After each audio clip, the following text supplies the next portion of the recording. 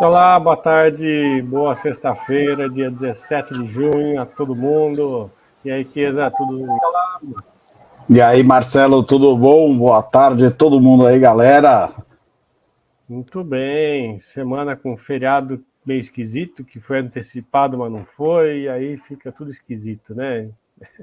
Exatamente. E você aí que está se sentindo meio sem motivo para comemorar nessa emenda de feriado, lembre-se que hoje é dia 17 de junho de 2022 e está começando aqui a 13ª edição do seu Remute para animar o seu Happy Hour.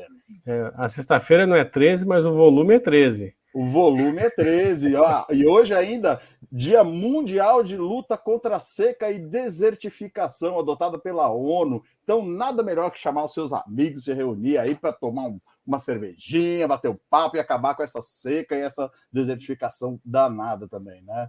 Perfeito.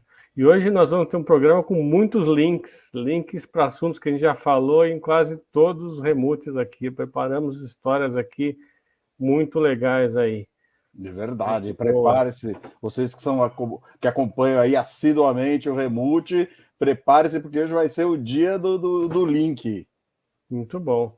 E recadinhos antes de começar, não esqueça de se inscrever, porque toda sexta tem a live, mas também tem os cortes. A gente vai cortar todos os nossos assuntos aqui e vai durante a semana estreando e publicando eles. Então, se você não teve tempo de ver tudo, está no trânsito, não quer ver tudo, quer ver pedaços, ao longo da semana vão ser liberados no canal do YouTube os cortes, média de 5 a 10 minutos, e tem um playlist lá com todos os cortes também para você ver quais são, né? Também, para quem quer só ouvir, tem no Spotify. No link aqui da descrição do vídeo tem qual é o link do Spotify para você ouvir gratuitamente lá, só áudio, tá? Cara, não estamos ainda no Trending Topics aí, mas já estamos com uma assiduidade aí, estamos com um monte de pesquisa e coisa em cima dos nossos posts aí, Marcelo. É verdade, até um post, um vídeo nosso, um corte nosso que mais teve visualização foi do Clint Eastwood. Teve mais de 300 visualizações nessa semana. Né? Pois Então, bateu o do Vangelis, né? Bateu, que estava sendo o principal, e aí veio o Clint Eastwood, e até para comemorar ontem eu vi um filme novo com o filho dele, Scott Eastwood. Aliás, nessas 2 semanas vi 2 filmes com ele, muito bons. Já coloca aí também hashtag Remute aqui no chat para a gente também, quem sabe um dia chegar nos Trending Topics. Legal. Manda lá, Marcelo. Lá. Vamos começar já com o enigma. O que um vulcão tem a ver com a bicicleta?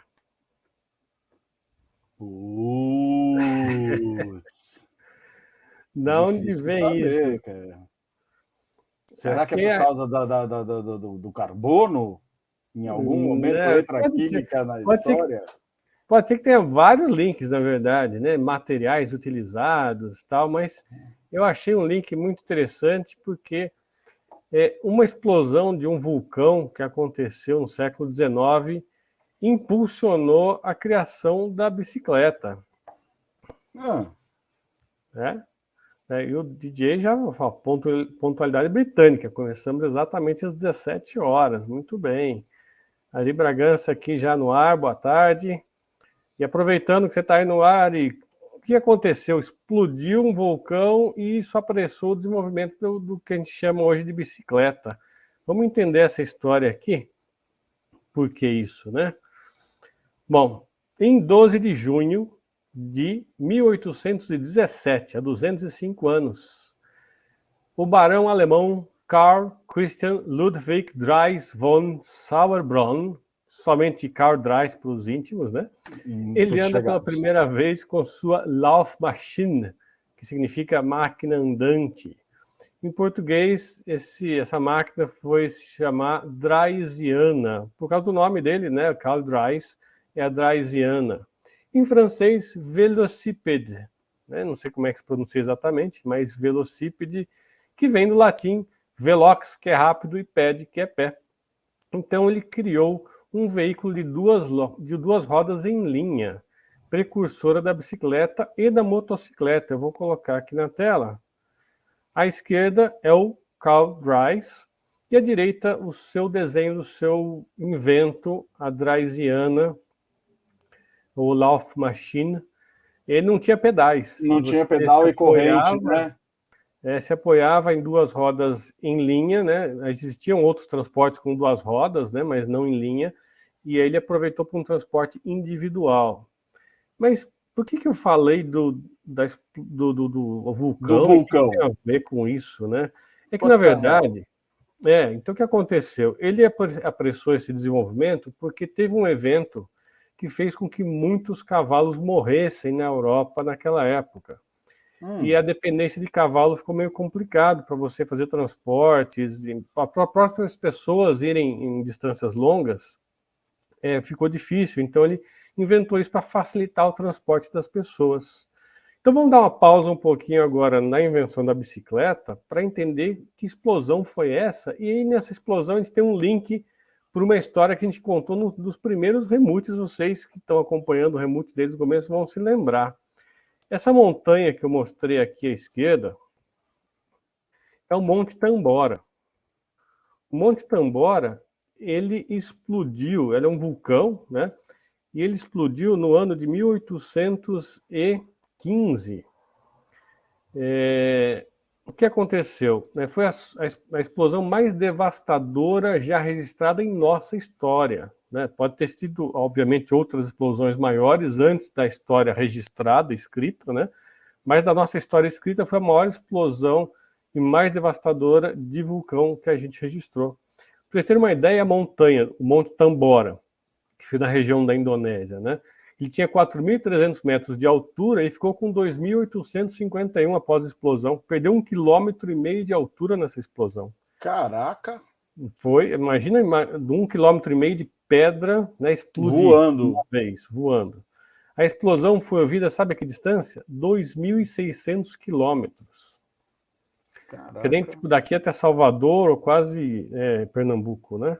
Cinzas caíram num raio de 1.300 quilômetros ao redor do vulcão e estima-se, né, entre 10 e 120 milhões de toneladas de enxofre foram liberados na atmosfera.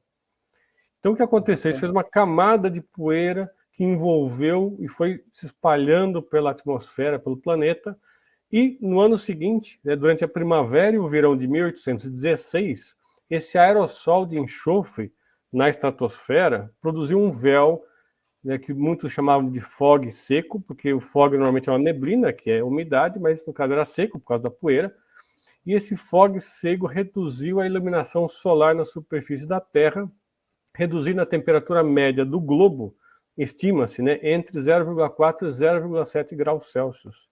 Isso causou enormes problemas na agricultura, né? Plantações do mundo inteiro se perderam e aquilo acabou transformando-se no pior episódio de fome mundial do século XIX. Por conta dessa explosão, acabou diminuir a agricultura e foi o maior episódio de fome, e aí que morreram muitos cavalos, muita gente também morreu de fome, e aí que apressou essa invenção do Karl Drais. Mas só para terminar a questão do monte, né? Esse ano, 1816, justamente porque a temperatura caiu tanto na média, ficou conhecido como o ano sem verão.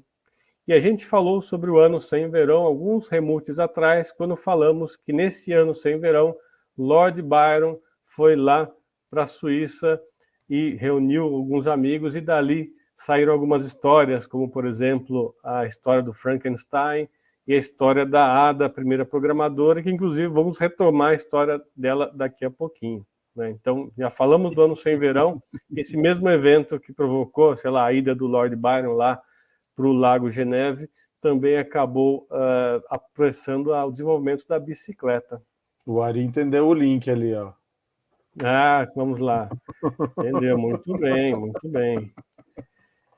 E aqui nós temos, né, uma evolução, né, porque somente 40 anos depois dessa criação do Karl Drais é que o velocípede ganhou pedais nas mãos de outra pessoa, um francês, dessa vez chamado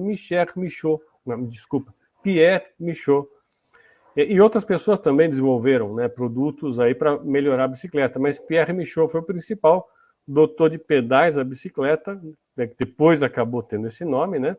E a sua empresa foi a primeira empresa a produzir bicicletas com pedais em larga escala. E essa bicicleta, justamente pelo nome desse inventor Michaud, ela era chamada de Michaudine, né, que era um nome aí carinhoso para esse tipo de bicicleta. E aí ficou, né, o que a gente já conhece hoje, foi a evolução toda até chegar naquilo que temos hoje. Caramba, você falou aí do impacto da explosão, eu lembro de uma história do Krakatoa, que foi um impacto que falaram que os detritos deram a volta no mundo, não sei o quê, criou uma cortina de fumaça gigantesca. Eu estava até olhando a história disso daí. Isso daí aconteceu em 27 de agosto de 83. Tá? Vai fazer 139 anos que Foi aconteceu um essa pouco explosão depois, então, né? do Krakatoa, um pouquinho depois. Né? Só que o Mantambora foi 6 ou 7 vezes mais potente que o Krakatoa. Cacetada, bicho. Foi. E o Krakatoa já foi gigante, esse foi 6 ou 7 vezes maior. Por isso que a gente fala que foi a maior já registrada, né? Cacetada. Mas vamos lá, o que você tem para mandar para gente? Cara, eu vou falar um pouco de paz e amor aqui, cara. Há 55 anos atrás, mais ou menos nessa época, aí, em meados de 1967, estava acontecendo um fenômeno social durante o verão no hemisfério norte, com umas manifestações em várias partes no mundo, que foi chamado de o verão do amor, em inglês, o The Summer of Love, né? Tem uma imagem aí, e essa imagem ela foi tirada de um memorial hippie construído numa cidadezinha pequenininha ali chamada Arcola, em Illinois. Esse templo, esse memorial, ele foi fundado em 1992 por ele até está no símbolo aí, o nome dele, pelo Bob Munhall, acho que é Munhall, que não sei como é que fala direito o nome dele, que ele é um ativista, um ex-hippie, que morreu em 1998 de complicações. Aí ele tinha bastante problema de saúde, né, já tinha amputado uma perna, e ele teve um ataque cardíaco, deixando o memorial por esse outro nome que aparece aí no símbolo da paz, que é o Gus Kelsey.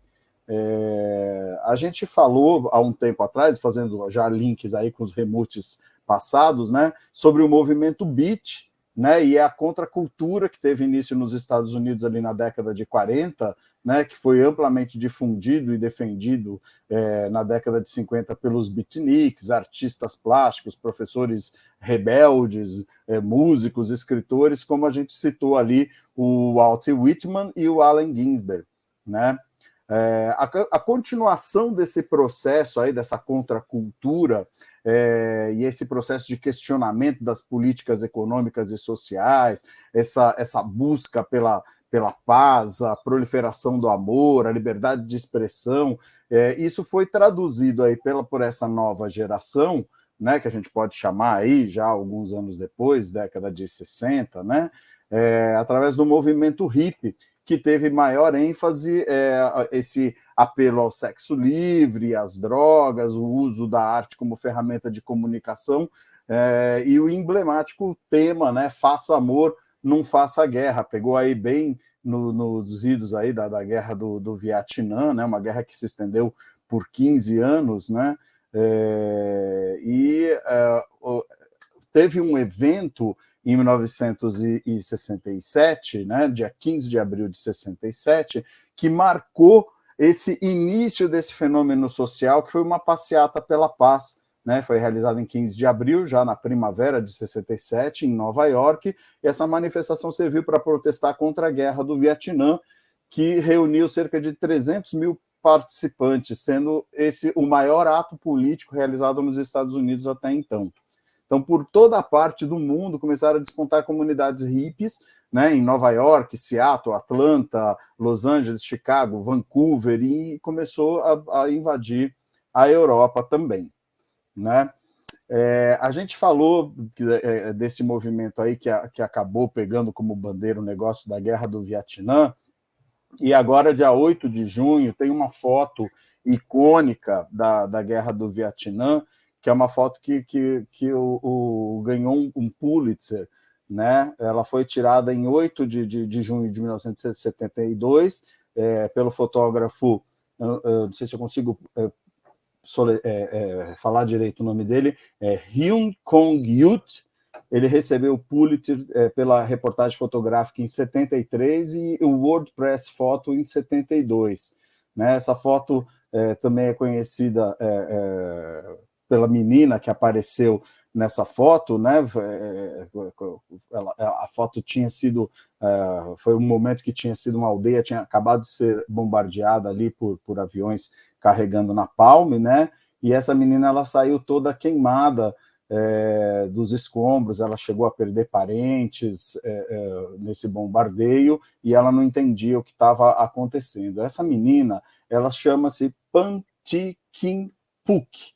Ela é conhecida como Kim Phuc, ela nasceu em 2 de abril de 63 e hoje ela é embaixadora da boa vontade da Unesco, né? Conhecida como essa menina que apareceu na foto, e ela tinha cerca de 9 anos quando foi tirada essa foto. Hoje ela mora no Canadá e possui 2 filhos, tem uma foto dela também com o filhinho dela, e ela carrega as marcas aí de queimadura até hoje, e ela tem uma história interessantíssima, viu, Marcelo?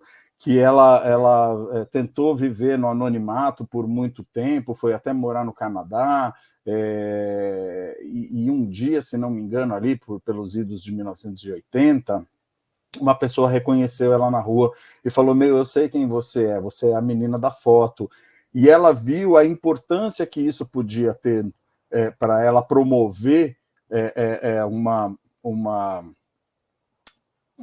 defesa anti-guerra, né? Para a gente ver que essa coisa absurda aí da guerra que acaba prejudicando não quem está com interesse político, mas nessa, né, ela deu uma entrevista muito bacana para um jornal que ela fala que os Vietcongues eles se escondiam nos povoados, assim, e eles vieram se esconder e fizeram uma base ali para ser meio camuflado ali por conta daquilo ser um povoado, né? E o pessoal não bombardear um povoado. Só que os americanos eles acabavam descobrindo essa movimentação e bombardeavam o povoado porque eles não sabiam quem era Vietcong e quem era morador. E era essa coisa, né? Então acaba prejudicando pessoas que não têm nada a ver, que nem sabem direito o que estava acontecendo, né? E ela levanta essa bandeira aí, sendo uma funcionária hoje da Unesco, né? Então, a minha história eu vou dividir em 3. Eu vou parar por aí, vou deixar você falar, depois eu volto de novo nesse negócio do verão do amor. Certo. E essa moça, ela ainda está morando no Canadá, não? Sim, ela mora no Canadá e tem 2 filhos. Perfeito. Ela é embaixadora da Unesco. Uhum. Muito bem, muito bem. Vamos então, a sua história vai continuar então, né? A minha história continua, Terceira parte. Tem 2ª e 3ª parte, exatamente. Está tudo linkado nesse verão do amor aí, que é o período que a gente viveu há exatos 55 anos atrás. Muito bem. Bom, então eu vou colocar aqui uma outra história, que agora não é antiga, não, é recente.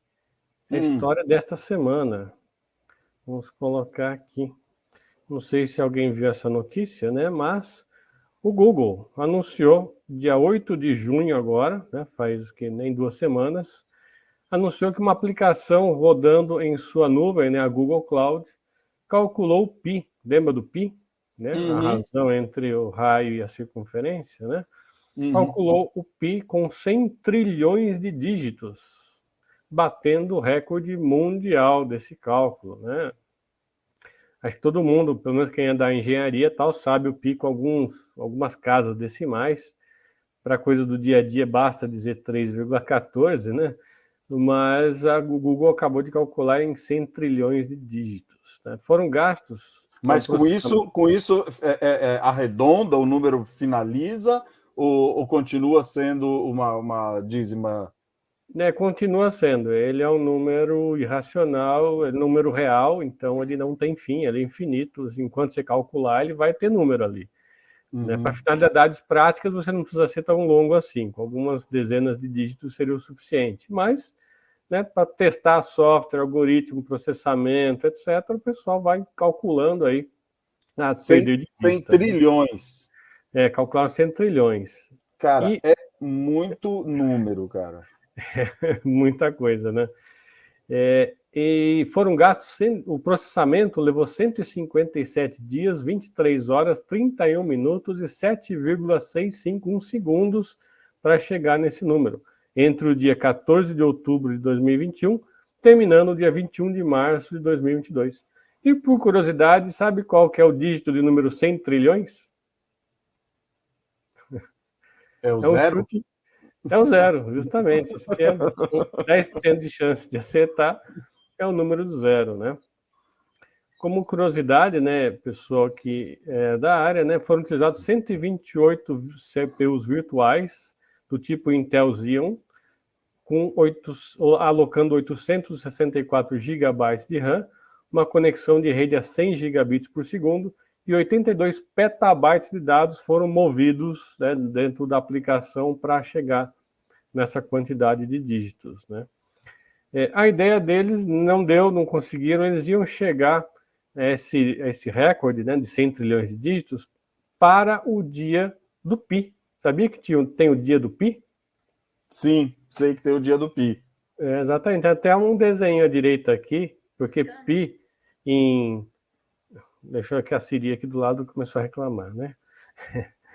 O dia do Pi é 3/14 em inglês, que seria 14 de março, só que eles não conseguiram, eles terminaram dia 21 de março, né? E em inglês, pi é pai, então eles fazem uma brincadeira colocando a torta de pi aqui, que vocês veem à direita, né? Uhum. O pi, né? Seria o Pi Day, né? Mas chegou a tempo de um outro dia de comemoração, menos conhecido, que é o dia do tal. Você conhece o dia do tal? O dia do tal, da letra tal, Da letra tal. etc e tal. O tal vale 2 pis. Você consegue ver pelo desenho embaixo aqui, duas tortas, né? 2 pais, dá um tal, que é a relação entre a circunferência e o diâmetro. Há muitas pessoas que advogam que é melhor usar o tal do que o pi, né? Porque quando você define um círculo, alguma coisa assim, você define... desculpa, estou falando ao contrário, né? O pi é a relação do diâmetro com o círculo, né? E aí Isso. o tal é o raio. Todo mundo define círculos com raios, né? Nas formas trigonométricas usa o raio, né? Que aí fica a metade do diâmetro. Exatamente. Então, o tal seria o dobro do pi, seria 6,2833185 e assim vai também, sem final, né? Então, usaria o tal, simplificaria muitas fórmulas matemáticas. Mas, enfim, não vamos entrar nessa seara qual que é melhor. Mas tendo o tal, que é 6,28, né, o dia do tal seria 6/28, ou seja, 28 de junho. Então, esse é o dia oficial do tal, 28 de junho. Então, eles conseguiram terminar esses cálculos antes do dia do tal. Ah, que sensacional, que é amanhã. Amanhã não, semana que vem, quer dizer. Semana que vem, daqui a 11 dias, né? Daqui a Daqui a 11 dias. quase 2 semanas. Mas eu queria aproveitar e emendar um negócio aqui. O próprio Google, né? Foi o Google que calculou com 100 trilhões de dígitos. Mas sabe de onde veio o nome Google? Eu acho que até um dos nossos espectadores estava comentando esses dias sobre isso, né? Curiosidade de onde veio o nome do Google. Você sabe de onde veio o nome Google? Não, não me lembro de terem comentado disso também. Olha aqui o Google escrito, né, com um pouco mais de os. O que é isso, né? O Google é o nome Google, só que não escrevendo assim como escreve o Google, escrevendo-se G-U, na verdade é G-O-O-G-O-L. Em vez de terminar com G-L-E, é G-O-L. Pronuncia-se igual. Em português o pessoal coloca com U, fica Google, né? E o que é esse número? É 10 elevado a 100, ou seja, o número 1 seguido de 100 zeros. E aí você pode ver Google escrito nessa tela, tem 100 letras Os, né? Então ele representa o Google original, que é 10 elevado a 100. Esse nome foi criado pelo matemático americano Edward Kester, da Universidade da Colômbia, para chamar a atenção de números enormes por meio de seus significados e quantidades. pode parecer um número, né? É grande, tudo bem, 10 elevado a 100. Mas esse número supera a quantidade estimada de átomos que existem no universo. Estima-se ter 10 elevado a 80 átomos no universo. Então, um Google já seria maior que a quantidade de átomos existente no universo. Agora, se você colocar, imagina o tamanho do universo conhecido. Se você pegasse esse recipiente, essa esfera do tamanho do universo conhecido e preencher de areia, tudo de areia, será que a quantidade de grãos de areia seria muito maior que o Google 10 a 100? Caraca. Não, não seria. Você calculou isso? Não, eu não, né? Algum maluco calculou isso. Estima-se que caberia 10 elevado a 95 grãos. Isso é quase um Google de grãos. Só que se você pensar, quase, né? Quase, precisaria 100 mil universos para dar um Google de grãos, né? São 10 a quinta, né? Vezes 10 a 95. Então, eu precisaria encher de grãos de areia o universo, pegar 100 mil universos desse, aí eu teria um Google de grãos. Só que tem um outro nome que ele criou também, chamado Googleplex. Essa pouca gente sabe. Googleplex é 10 elevado a Google. Imaginou? Nossa seguido Senhora. de Google zeros? Inimaginável, né? Isso é o Googleplex, 10 elevado a Google. E quem criou o nome, na verdade, não foi ele. Ele quis criar esse nome significando grandes quantidades, o Google e o Googleplex, só que ele pediu ajuda para um assistente. E falou para esse assistente, me fala um nome aí, mas tem que ter bastante letras Os para poder dar essa ideia de muitos zeros. E o assistente dele deu o nome Google. O assistente dele, o sobrinho de 9 anos dele. Tio, o Google. Beleza, ficou o nome Google. Puta, que sensacional. E aí a empresa Google aproveitou isso e utilizou. Opa, deixa eu mudar o slide aqui. Ó. Aqui é o Googleplex, né? 10 elevado ao Google, que é, por sua vez, 10 elevado a 100. E nesse desenho você pode ver a inscrição. Um pedaço de papel grande o suficiente para conter todos os zeros de um Googleplex não caberia no universo conhecido. Não é mole? Que legal, cara. E daí vem o nome Google. Números infinitos. Tá parecendo o médico que eu fui a semana passada, que eu tô fazendo, tô com o ombro ferrado, e aí eu tô fazendo fisioterapia. E toda vez que eu vou lá, ele pergunta assim, quanto que melhorou? 20%, 60%, 30%, não sei o quê. E aí da última vez ele perguntou, eu falei assim, cara, melhorou bastante já, mas tem uma dorzinha aqui que incomoda, não sei o quê. Ele falou, de 0 a 10, essa dor é quanto? Eu falei, essa dor é pi.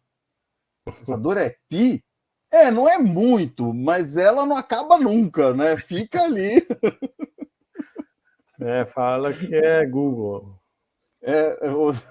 Se a dor é insuportável, é um Google. Muito bem. Sensacional.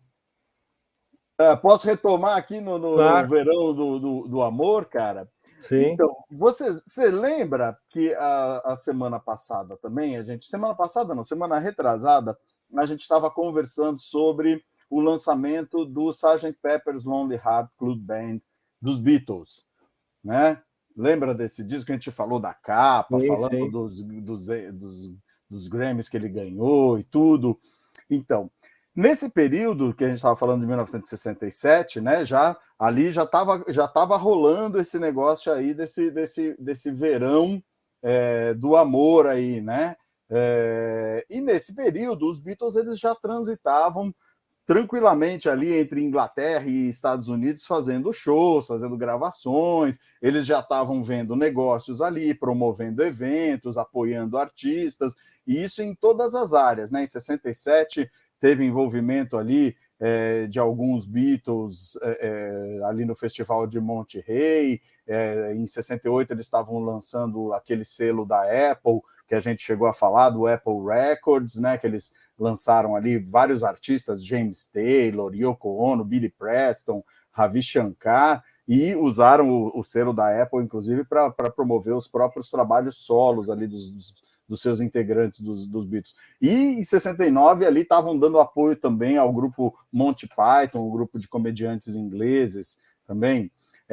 Então já estava rolando toda aquela história dos Beatles ali. E os Beatles, olha só que história engraçada. A gente vai falar de um serzinho aí que era muito especial nessa época também, né?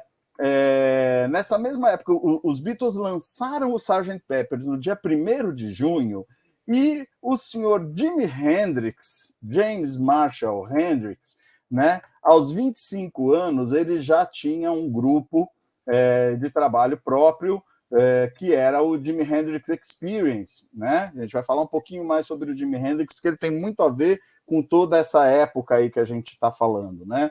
Ele estava se apresentando em Londres, exatamente no dia 4 de junho de 67, 3 dias depois dos Beatles terem lançado o Sgt. Peppers, e ele estava se apresentando num teatro chamado o Savile Theatre.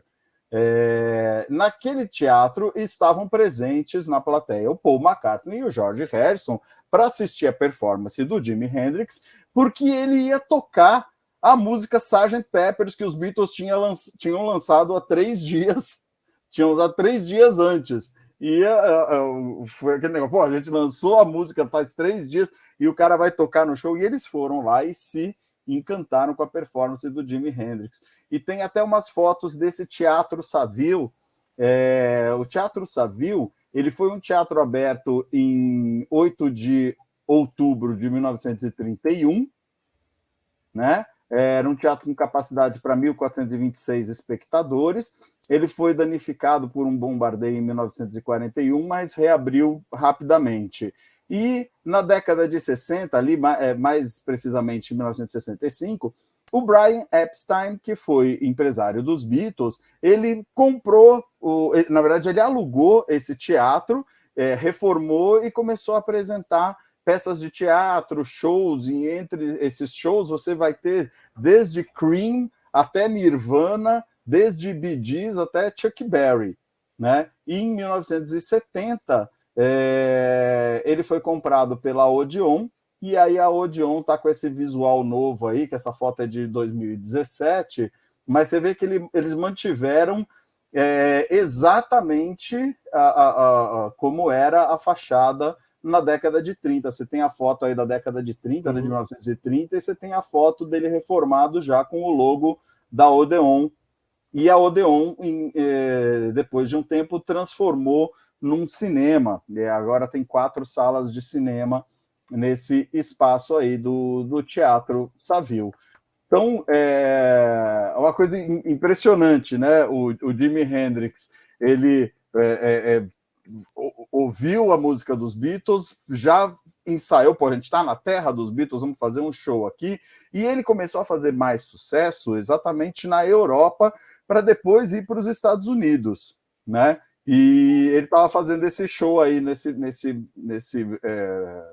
teatro inglês. O Paul McCartney e o John, eles foram lá assistir o show. Não, o Paul McCartney e o George Harrison foram assistir o show, se encantaram com a performance, e isso teve um apelo muito grande também para chamar o Jimi Hendrix para ele tocar logo depois ali no festival de Monterey, que aconteceu no dia 16 de junho. Né? Teve um apelo muito grande ali. O Paul McCartney acabou pedindo para ter essa participação do Jimi Hendrix, ele curtiu demais, queria produzir o show dele, tudo. Então eles já tinham interesses comerciais aí, e daqui a pouco a gente fala um pouquinho mais sobre esses eventos que estavam acontecendo aí no verão do amor. Muito bom. Você vê que eles mantiveram a fachada quase idêntica, né? Aqui a entrada só que ficou diferente, né? Sensacional, né, cara? Mas o resto tá igualzinho, né? O resto tá igualzinho. Botaram ali um luminoso um pouco mais perto ali dessa frente. Mudaram o lado, né? Tem um vitral ali, né? Uhum. Foi mudado, né? Esse vitral parece ser diferente um pouquinho do original, mas o frame aqui tudo igualzinho, né?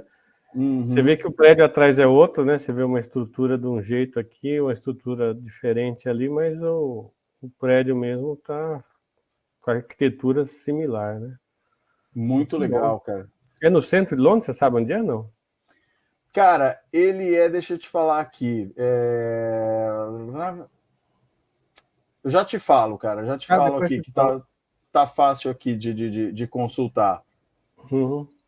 Muito bom. Aqui. Achou aí?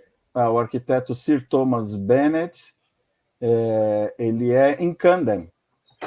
Camden? Puxa, eu já fui várias vezes em Camden, mas eu não Camden reparei. Town.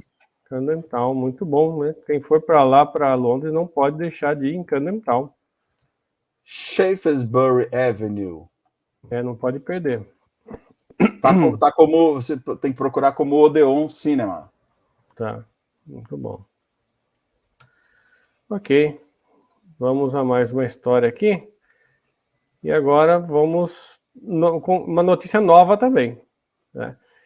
A lista Top 500. Quem não sabe, a lista Top 500 lista os 500 computadores mais poderosos da Terra, né? Os 500 supercomputadores mais poderosos. E ela foi atualizada, ela é atualizada a cada 6 meses, e agora, 30 de maio, saiu a nova lista.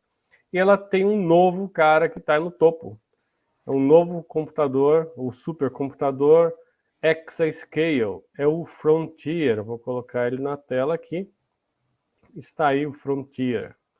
Ele acabou de ser instalado no Oak Ridge National Laboratory e ele é operado pelo Departamento de Energia dos Estados Unidos. O objetivo dele é que os cientistas desenvolvam novas tecnologias para áreas de energia, medicina e materiais.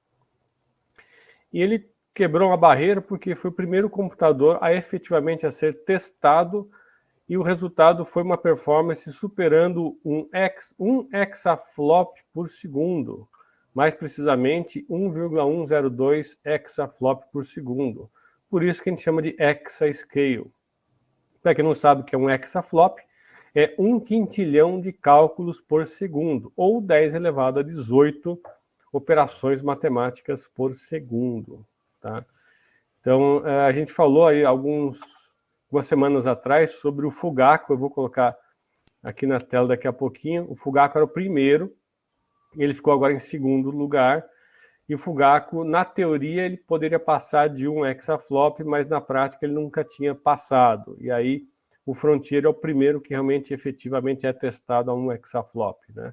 Ele é composto por processadores AMD EPYC 64C de 2 GHz, com 8.730.112 núcleos de processamento em paralelo, 4 GPUs AMD Radeon customizadas, placas de rede Slingshot a 100 gigabits por segundo. Ele é fabricado pela HPE Cray. A HP Enterprise comprou a unidade Cray, a empresa Cray de supercomputadores, se tornou HPE Cray.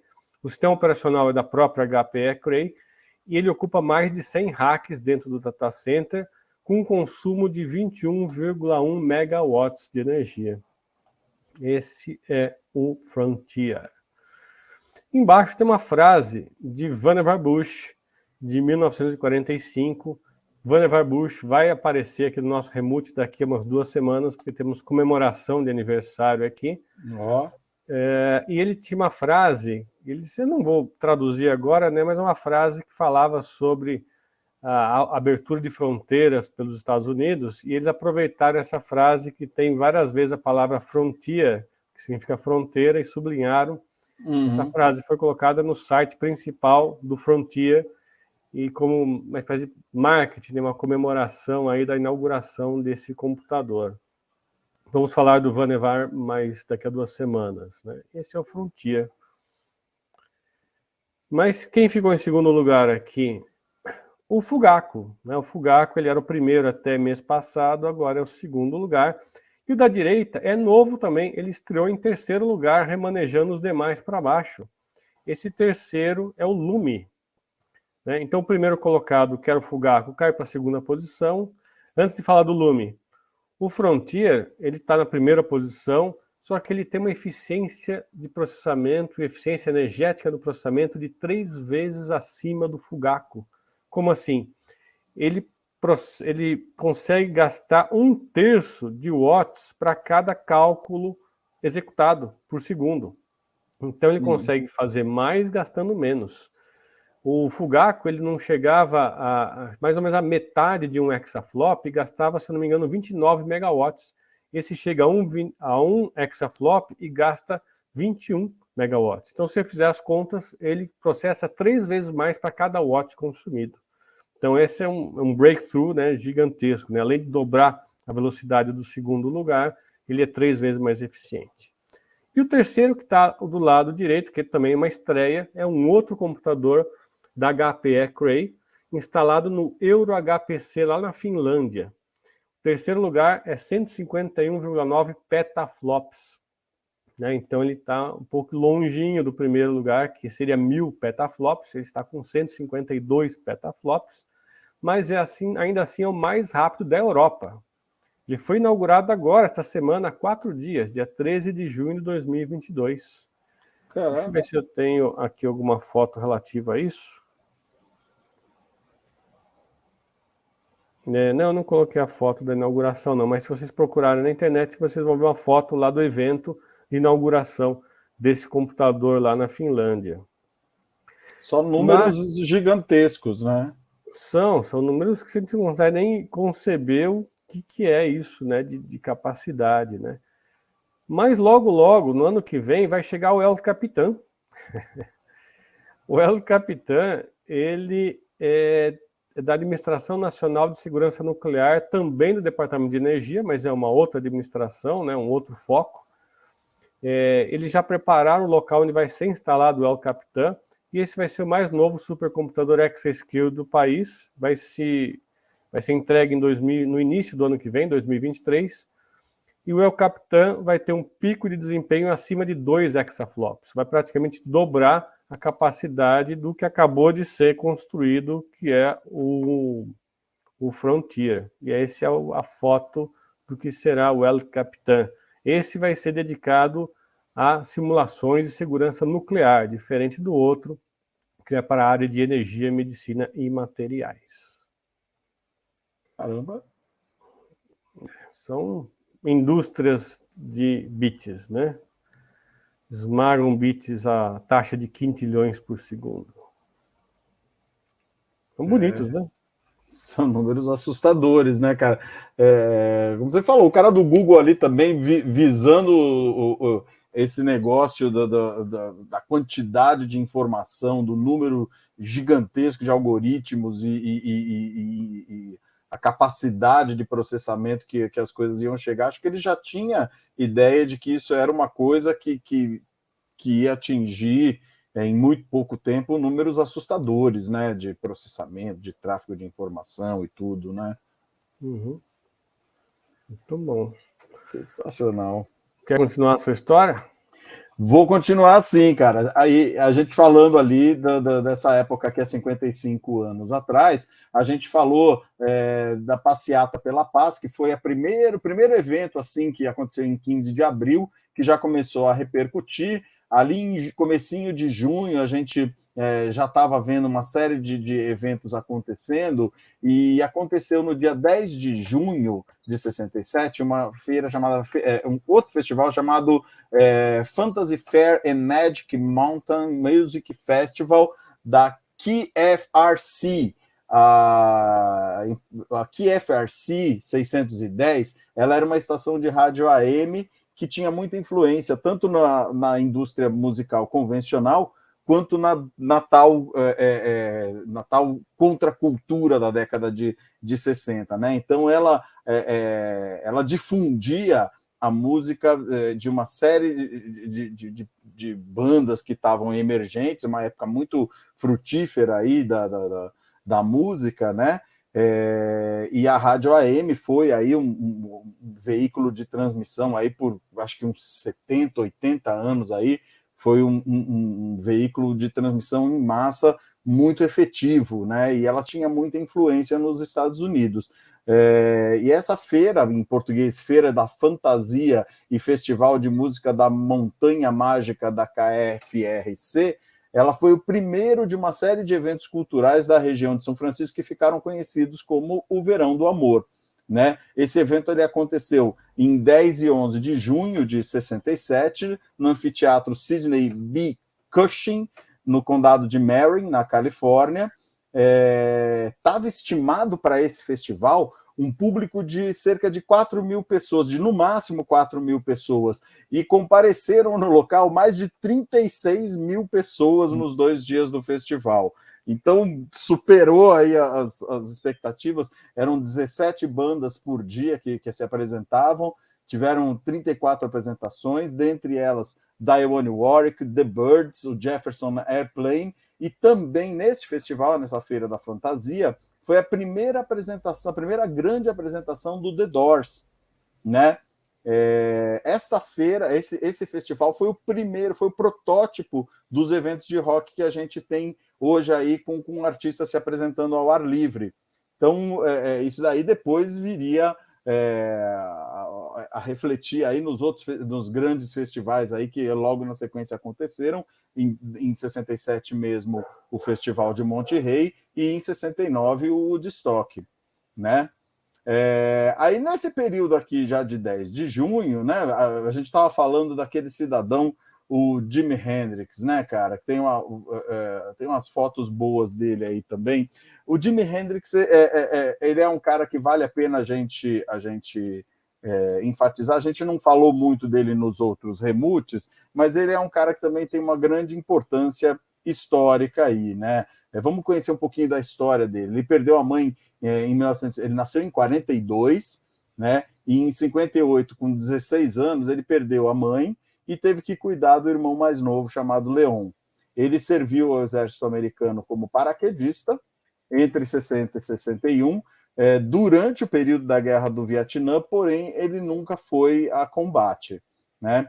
Em 66, o Hendrix ele já tinha a própria banda, que era o Jimmy James and the Blues Flames, né? Mas ele ainda fez trabalhos com vários artistas, né? Entre eles uma cantora e guitarrista chamado Ellen McElwain, o guitarrista Jeff Chunk Baxter, que ele era do Steel Dam e do Doobie Brothers, e também com o Frank Zappa. Aí ele já tinha a banda dele e ele fazia trabalho com esses caras aí. E foi o Frank Zappa que apresentou o Jimi Hendrix o pedal chamado wah-wah, que é aquele cry baby que faz a guitarra chorar, né? Que parece que ele usa, acabou incorporando, né? Em vários riffs de guitarra que ele criou, ele acabou incorporando o uso desse pedal wah-wah, né? E foi enquanto ele tocava com o Blues Flames que ele foi descoberto pelo Chess Chandler, que era baixista do grupo de rock britânico The Animals. O Chandler levou o Jimi Hendrix para a Inglaterra, ele ajudou a formar uma nova banda com o baixista Noel Redding e com o baterista Mitch Mitchell, e eles formaram o Jimi Hendrix Experience, né? Em 67, ele lançou o primeiro álbum do grupo, chamado Are You Experience? E esse álbum fez muito sucesso em 67, só que ele não alcançou o primeiro lugar, porque no mesmo ano foi lançado, na mesma época foi lançado o Sgt. Pepper's dos Beatles, então não tinha para ninguém, os Beatles ficaram em primeiro lugar por muitas semanas nas paradas de sucesso, e o Jimi Hendrix ele só não estourou no primeiro lugar por conta desse lançamento. Acho que até por isso ele fez aquela referência ao Sgt. Pepper's, sabendo da magnitude do trabalho que os Beatles tinham lançado naquele mesmo momento. Em 31 de março do mesmo ano, o Jimi Hendrix ele fez uma apresentação histórica no Astoria Theatre, em Londres, quando ele teve a impressão que o público não estava muito aí com o show dele, não estava muito empolgado, e aí ele ateou fogo na guitarra dele em pleno espetáculo, e isso daí causou um impacto muito grande, e isso daí entrou para a história do rock e se tornaria como uma marca registrada do guitarrista em todas as suas apresentações. Depois de obter sucesso inicial na Europa, ele conquistou fama nos Estados Unidos e depois do seu desempenho em 67 no próprio Festival Pop de Monterrey, o Hendrix foi a principal atração 2 anos mais tarde no Festival de Woodstock. Ele fechou o Festival de Woodstock e o Festival da Ilha de Wright, que em 1970, um pouco antes da morte dele, né? Essa cena icônica aí, que você passou aí vários artistas que participaram do Festival de Monterrey, e essa é a cena icônica dele botando fogo na guitarra dele no Festival de Monterrey, né? Festival Internacional de Música Pop de Monterrey. Ele aconteceu de 16 a 18 de junho de 67, então bem nesse período que a gente está. Hoje, há 55 anos atrás, seria o segundo dia do festival, dia que a Janis Joplin participou do festival, o Otis Redding também está ali na foto, no alto da foto, e o The Who participando também no terceiro dia, né? Ele foi organizado, esse festival de Monterrey, pelos produtores Lou Adler e Alan Pariser, pelo músico John Phillips, do The Mamas and the Papas, e o publicitário Derek Taylor. Entre os membros da comissão do festival estavam integrantes dos Beatles e dos Beach Boys também. Então você vê a influência lá e já o manuseio ali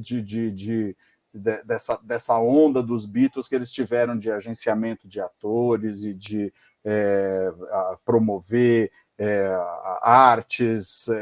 Eles andavam com Andy Warhol, a própria Yoko Ono era uma artista plástica também, que veio desse mundo, então tudo estava girando em torno desse conglomerado de situações que eclodiram aí nesse verão do amor, né? Que foi o começo aí dessa geração de hippies.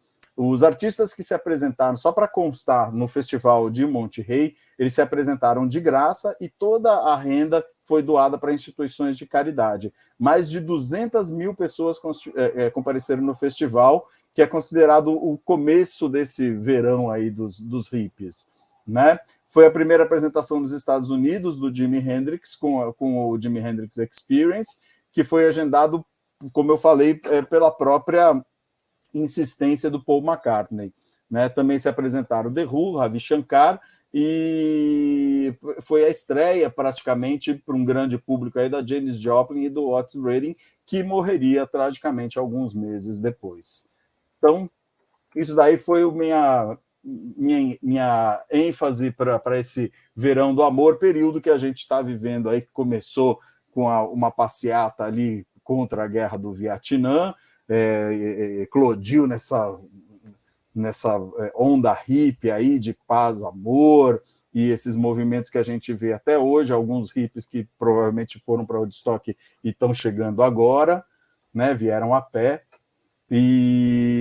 mas é uma geração que influenciou aí muito positivamente não só artistas, mas tiveram políticos, tiveram escritores, muitas cabeças boas saíram aí desses movimentos aí do Verão do Amor.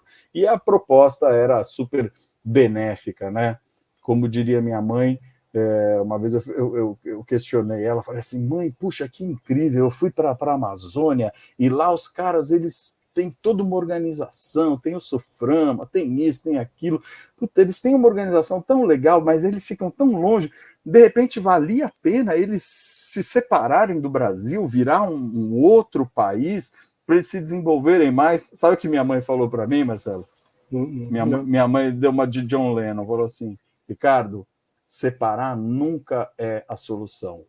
Incluir é a solução. Minha mãe com 83 anos de idade. Muito bom, hein? Tá certo. Né? Aquele... De leve. Aprende com isso, moleque. Legal, você falou do ano do Verão do Amor, eu tinha falado do Ano Sem Verão, né? Em 1916, se eu não me engano, no Ano Sem Verão, você falou do ano que teve o Verão do Amor, né? Para o início. Você vê que o amor sempre vai prevalecer. Muito bom. E agora vamos para a última história, que vai ser uma viagem aqui. Essa vai ser a viagem dos links. Eu vou linkar com tudo que vocês têm noção aqui do que a gente já falou aqui no Remote. Good vibes. Vamos lá. Good vibes, Darcy. Paz e amor. Bom, 16 de junho, ontem, fez 111 anos da fundação de uma empresa. Então, ela foi fundada, claro, em 1911, 16 de junho. Ela foi fundada por Charles Runlet Flint, em Endicott, Nova York, e com a fusão de 4 empresas. Então, havia 4 empresas que se fundiram e virou essa empresa que existe até hoje. O nome dela, na hora da fusão, se chamou Computing Tabulating Recording Company, ou CTR, né? A empresa de computar, tabular e gravar, né? E aí depois ela mudou de nome, para o nome que ela é conhecida até hoje. Mas antes de falar qual é o nome da empresa, eu vou falar um pouco da história de uma dessas empresas que foram, né, amalgamadas. Lembra de amalgamar, que a gente falou num dos primeiros remotos? O que é amalgamar? É fundir, juntar, né? Então essas 4 empresas se juntaram. Eu vou falar de uma delas. E para falar de uma delas eu vou ter que voltar alguns séculos.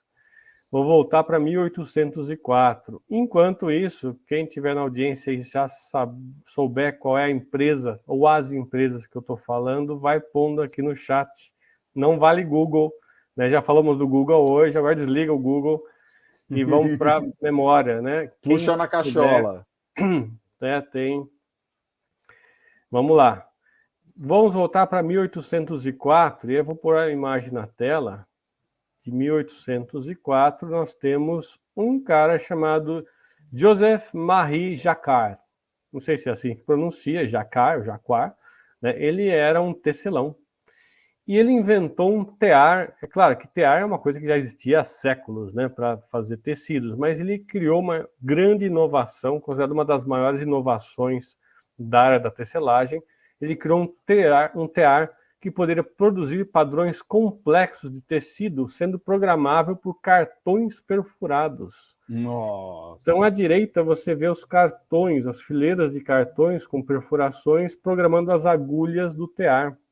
E com isso ele conseguia fazer uma coisa nova, que até hoje, até aquela época não tinha sido feito, padrões muito mais complexos e muito mais rápido, porque um tear, para você mudar o padrão de tecido, você tem que pegar todas as agulhas e reprogramar manualmente para o novo padrão. E aqui não, com os cartões, eu tiro os cartões da máquina, põe outro conjunto de cartões e ele reprograma a máquina para um novo padrão de tecido. E é tão importante até que existe hoje ainda um tecido chamado jacquard, que é um tecido com padrões, eu não sei exatamente o que é a definição do tecido jacquard, mas é em honra ao nome justamente dessa figura que criou esse tear baseado na programação de cartões, né? Marcelo, se não me engano, foi no Remote 1 ou no 2 que você falou de mainframe, falou de cartão perfurado e você fez uma menção ao padrão do tear. Isso. Você fez uma menção já desse assunto. Isso, eu falei bem ano passado, mas naquela época a gente não tinha fotos, né? A gente não punha fotos nas nossas lives, agora tem a foto para vocês entenderem, né? Uhum. E à esquerda quem é? É o jacquard. Só que não é uma foto, tá? Isso é um tecido. É um tecido em seda confeccionado justamente por um tear jacquard. Então, essa imagem é um padrão programado pelos cartões perfurados. Sabe quantos cartões perfurados são necessários para essa imagem do próprio jacquard? Não. 24 mil cartões. Nossa. Para dar uma imagem, que não é uma foto, é uma imagem num tecido de seda programado pela própria tear de jacquard. Quem era feito sob encomenda apenas esse desenho, né? E quem tinha um desenho desses no seu escritório, na sua casa, era Charles Babbage. Já falei dele aqui. E aí é o próximo assunto, justamente Charles Babbage, ele era muito fã desse jacquard. Charles Babbage veio um pouquinho depois e ele construiu em 1820 o engenho diferencial, que é um calculador mecânico projetado para computar logaritmos e funções trigonométricas. Deixa eu ver se eu tenho... Ainda não tenho essa imagem, mas eu já vou falar da próxima aqui. Ele se baseou em quê para fazer essa máquina? Era uma espécie de computador totalmente mecânico. Ele se se baseou numa máquina que a gente já falou aqui, chamada máquina de Anticítera. Falamos algumas semanas atrás, tem o corte aqui no canal. Uma máquina que calculava posições planetárias já na época dos gregos. Vejam aqui nos cortes. E se baseou também na Pascalina, uma calculadora mecânica criada pelo filósofo francês Blaise Pascal em 1642. É uma calculadora totalmente mecânica. Então, Babbage se inspirou nessas máquinas e se inspirou nos cartões de Jacquard para projetar a máquina sucessora do engenho diferencial, que seria o engenho analítico, que seria muito, mas muito mais complexo.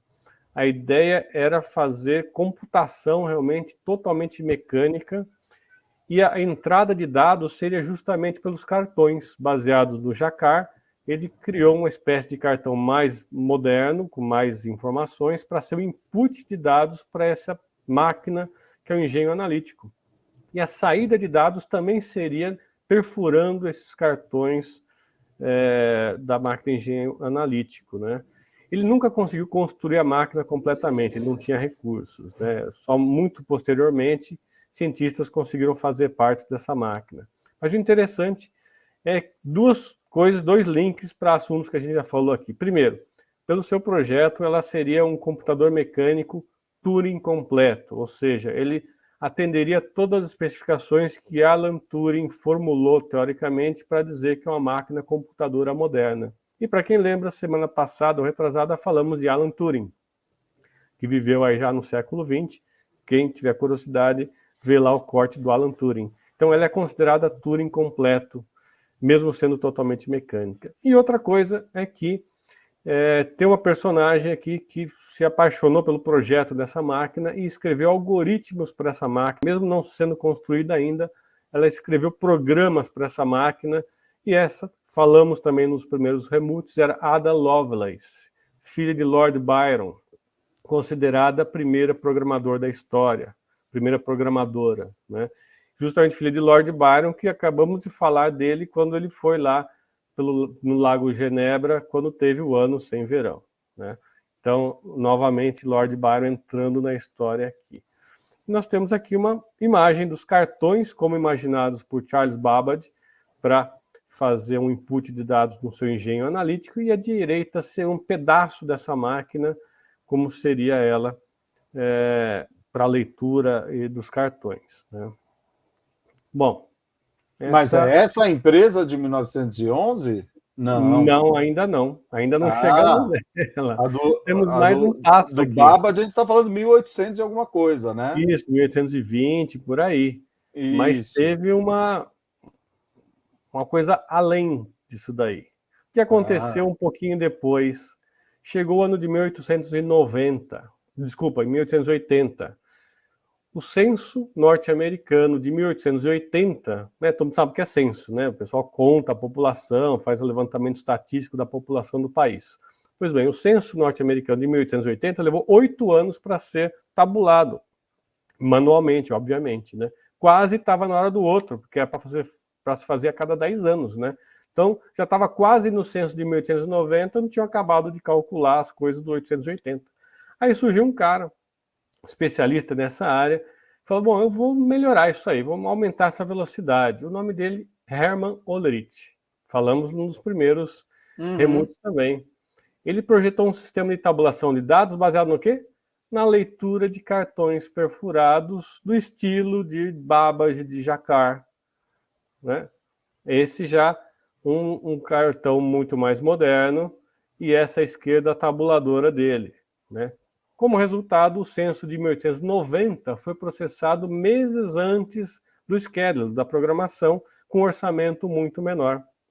E aí, com o sucesso dessa máquina, desse jeito de tabular as informações muito mais rapidamente, através de cartão perfurado, em 1896 ele funda a Tabulating Machine Company, e as suas máquinas são usadas no censo de diversos países.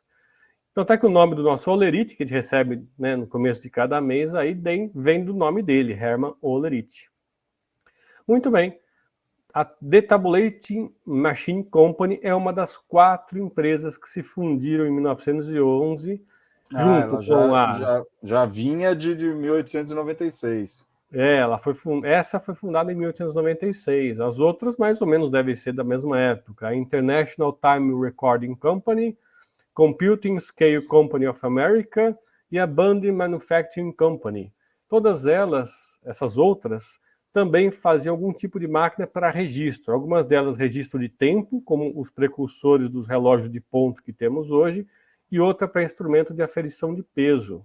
Essas 4 empresas juntas, incluindo a do Hollerith, formaram a CTR, né, Computing Tabulating Recording Company, e que em 1924 mudou de nome para um nome um pouco mais comercial, International Business Machines, ou IBM, né? Que é a empresa acho que todo mundo conhece aí no mercado, né? À direita nós temos o prédio da sede IBM aqui em São Paulo, né? Na Avenida 23 de Maio. Né? Não é a sede mundial, né? A sede aqui de São Paulo. E é essa a história da IBM. Tudo começou muito tempo atrás, né? Quando fizeram os primeiros registros aí mecânicos em cartões e foi evoluindo os cartões, evoluindo e chegando no que chegamos hoje, né, de processamento. Inclusive falamos no começo do Frontier, do El Capitan e do Google com 100 trilhões de dígitos. Mas tudo tem um início, né? E esse prédio aí é icônico também, porque ele leva, o formato dele é da letra I do IBM, né? Pois não tinha reparado nisso, né? Se você olhar de perfil, é a letra I mesmo. Ele foi construído no perfil da letra I mesmo, do IBM. É icônico, né? Isso daí é um caso... na verdade, as construções de prédios, pontes, represas, tudo é chamado de obra de arte, né? Isso é uma obra de arte, né? É um cartão postal que você tem ali realmente perto do Parque do Ibirapuera, perto do Obelisco, a 23 de maio, a gente falou disso também, que já é um cartão postal. Maio, né? O Rio Agora, Itororó, né? eu queria pegar um gancho aí na sua história para dar um dica alerta aí para a galera. Você falou do negócio do censo e a gente não teve censo aqui no Brasil. O censo acontece a cada 10 anos, né? E a gente não teve o censo de 2020 por conta da pandemia. E estão abertas, agora a gente vai ter censo em 2022 ou 2023, mas está aberto, acho que só em 2023. Estão abertas aí as inscrições para quem quiser se inscrever ali para ser recenseador. É um trabalho voluntário, né? E as pessoas vão trabalhar aí 2, 3, 4, 5 meses, o tempo que durar ali as pesquisas, e tem trabalho em todas as regiões do Brasil, porque o censo vai até em aldeia indígena, vai em tudo quanto é lugar, e precisa de recenseador. Então fica aí a dica, que estão abertas aí, se não me engano, são 140 mil vagas de emprego temporário. Se não me engano, o DJ trabalhou num desses censos aí, não foi? Não sei se o DJ ainda está no ar, mas eu acho que ele trabalhou num desses censos aí, alguns anos atrás, né? Como curiosidade também, o IBM, porque alguém viu o filme 2001, Uma Odisseia no Espaço, que vai precisar de ter alguma menção aqui algum dia, né? Uhum. Lembra do computador principal, o HAL 9000? Sim. Então, se pegar as letras HAL, IBM, você vai ver que se pegar IBM e tirar o I, o B e o M, tirar uma posição, vai ficar HAL. É sempre a letra anterior, né? Anterior, né? Então disseram, antes do I, né, tem o H, antes do B tem o A, antes do M tem o L. Então dizem que o HAL 9000 é uma brincadeira com o IBM, mas nunca foi confirmado, não. É uma geração anterior do IBM, né? Pode ser, mesmo porque a IBM patrocinou, né? Muita coisa no filme tem o logo IBM, né? Na época, né? A gente vai falar de 2001 qualquer hora aí, né? Tá certo. Muito bem. Tá bom. Vamos finalizar aqui. Queria deixar um abraço aqui para os aniversariantes do dia, da semana, que não são muitos essa semana. Vou falar rapidinho aqui, pode ser, Marcelo? Claro. A gente tem um ícone aqui de aniversariante no Brasil, e infelizmente não está vivo, que era o Clodovil, faria aniversário hoje. Ele faleceu em 2009 e ele é de 1937. Ele estaria fazendo 85 anos, olha só que legal, cara. Ele estaria fazendo 85 anos. A gente tem a atriz Arlette Salles, fazendo aniversário hoje também, o Barry Manilow também, que é de 1943, o Poltergar, que é aquele maratonista queniano, também é do dia 17 de junho de 69, né? O músico Champignon, da banda Charlie Brown Jr., Ivan Lins fez aniversário ontem, de 1945, e de falecimento, no dia de hoje, a gente aí está relembrando aí do Bussunda, que faleceu no dia 17 de junho de 2006, há 16 anos atrás, e também no dia 15 de junho falecia a Ella Fitzgerald, dia 15 de junho de 1996. Já estamos aí há 28 anos, 26 anos sem a Ella Fitzgerald. É isso daí. É isso aí. Muito bom. Acho que hoje a gente bateu o recorde aqui de duração, né? 1 hora e 12 minutos.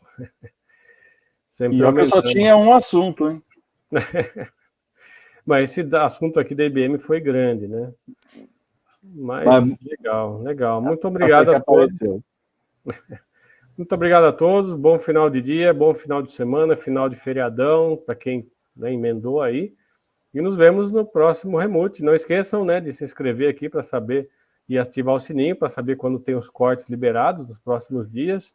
E não esqueça que o Spotify também permite você ouvir offline se quiser. Okay? Valeu pela participação aí, galera. Bom feriado para todo mundo, bom final de semana. Cuidem-se. E até o próximo volume 14. Abraços. E para você que está aí em El Salvador e na Guatemala, feliz Dia dos Pais. Feliz. Tchau, tchau.